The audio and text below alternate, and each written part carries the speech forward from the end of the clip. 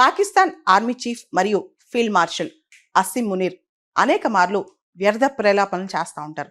రీసెంట్గా Pakistan military academy ఏదైతే ఉందో కకూల్లో అక్కడ ఒక స్పీచ్ ఇస్తూ ఇండియా పైన చాలా ఆరోపణలే చేశారు. అంతేకాదు ఇండియా ఈసారి ఏ చిన్న ప్రొవోకేషన్ చేసినా, మైనర్ ప్రొవోకేషన్ చేసినా భారతదేశాన్ని వదిలేదే లేదని చెప్పి ఆయన గప్పాలు కొట్టారు. అండ్ న్యూక్లియర్ ఎరాలో వార్లు ఉండవని, వార్ అంటూ వస్తే మాత్రం తనతో పాటు ఇంతకుముందే చెప్పారనమాట, యుద్ధం అంటూ వస్తే తనతో పాటు సగం ప్రపంచాన్ని తీసుకెళ్ళిపోద్ది పాకిస్తాన్ అని చెప్పి.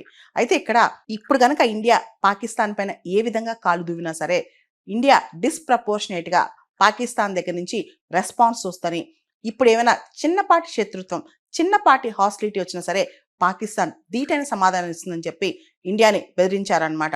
అంతేకాదు ఈ కాలంలో మనం చూస్తే కనుక కాంబాట్ జోన్స్, కమ్యూనికేషన్ జోన్స్ చాలా అంటే దాని డిస్టింక్షన్ తగ్గిపోతుంది. కాబట్టి ఇండియా ఎంత పెద్ద టెరిటరీ అయినా, ఎంత పెద్ద భూభాగం అయినా పాకిస్తాన్ అతి తేలిగ్గా ఇండియాని పడగొట్టగలదు, ఇండియాని చేజిక్కించుకోగలదు, ఇండియాని ఛేదించగలదు అని చెప్పి అసిమ్ మునీర్ చెప్పుకొచ్చారనమాట. ఇదే మొదటిసారి కాదు, అనేక మార్లు అసిమ్ మునీర్ మన గురించి చాలా ఘాటుగానే వ్యాఖ్యానించారు.